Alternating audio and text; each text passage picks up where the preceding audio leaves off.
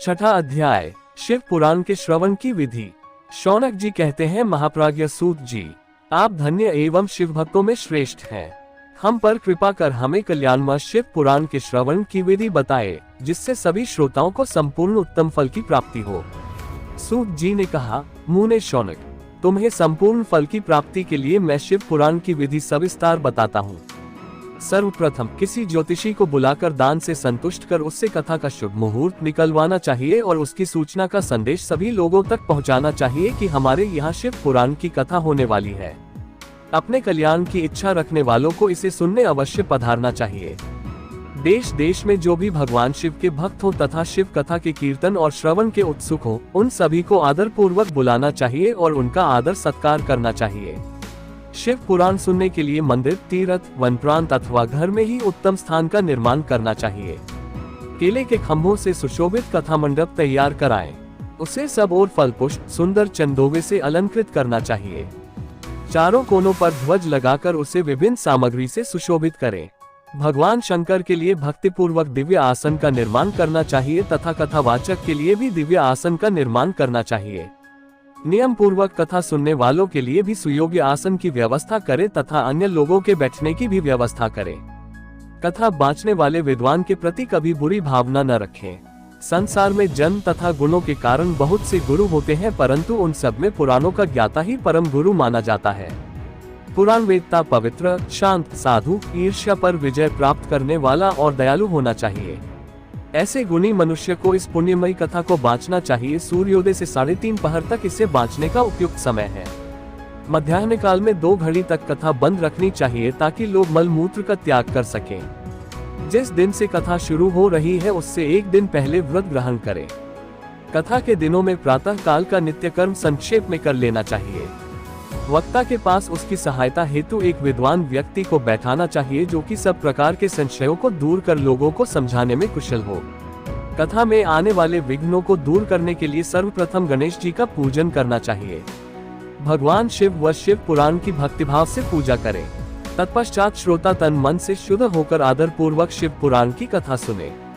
जो वक्ता और श्रोता अनेक प्रकार के कर्मों से भटक रहे हो, काम आदि 6 विकारों से युक्त हो, वे पुण्य के भागी नहीं हो सकते। जो मनुष्य अपनी सभी चिंताओं को भूलकर कथा में मन लगाते हैं, उन शुद्ध बुद्धि मनुष्यों को उत्तम फल की प्राप्ति होती है।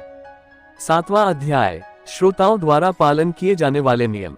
सूत जी बोले, शौनक, शिव पुराण सुनने का व्रत लेने वाले पुरुषों के लिए जो नियम है, उन्हें भक्तिपूर्वक सुनो।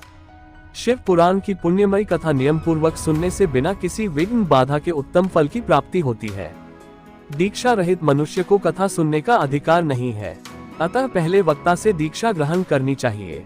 नियम पूर्वक कथा सुनने वाले मनुष्य को ब्रह्मचर्य का अच्छी तरह से पालन करना चाहिए। उसे भूमि पर सोना चाहिए, पत्तल में खाना चाहिए तथा कथा समाप्त होने पर ही अन्न ग्रहण करना चाहिए। समर्थ मनुष्य को शुद्ध भाव से शिव पुराण की कथा की समाप्ति तक उपवास रखना चाहिए और एक ही बार भोजन करना चाहिए।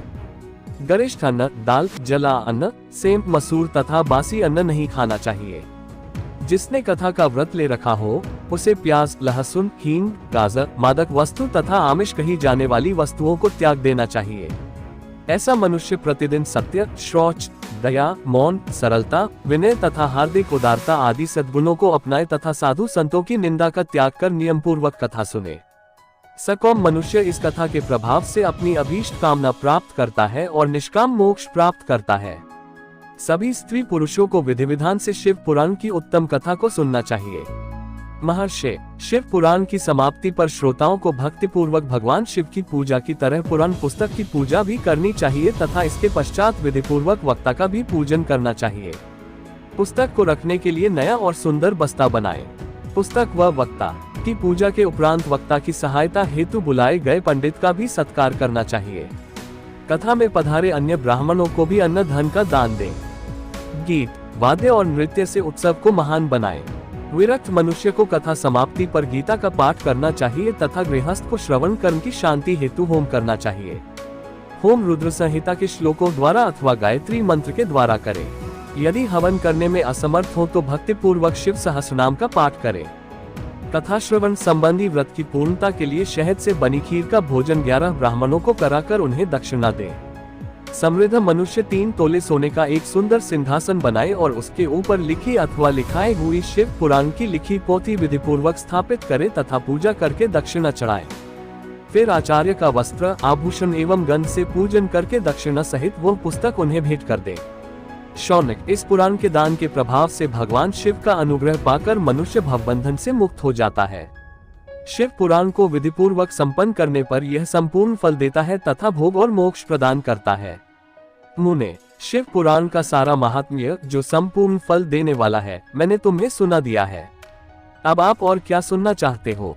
श्रीमान शिव पुराण सभी पुराणों के माथे का तिलक है। जो मनुष्य सदा भगवान शिव का ध्यान करते हैं, जिनकी वाणी शिव के गुणों की स्तुति करती है और जिनके दोनों कान उनकी कथा सुनते हैं, उनका जीवन सफल हो जाता है, वे संसार सागर से पार हो जाते हैं। ऐसे लोग इहलोक और परलोक में सदा सुखी रहते हैं। भगवान शिव के सच्चिदानंदमय स्वरूप का स्पर्श पाकर ही समस्त प्रकार के कष्टों का निवारण हो जाता है। उनकी महिमा जगत के बाहर और भीतर दोनों जगह विद्यमान है। उन अनंत आनंद रूप परम शिव की मैं शरण लेता हूँ।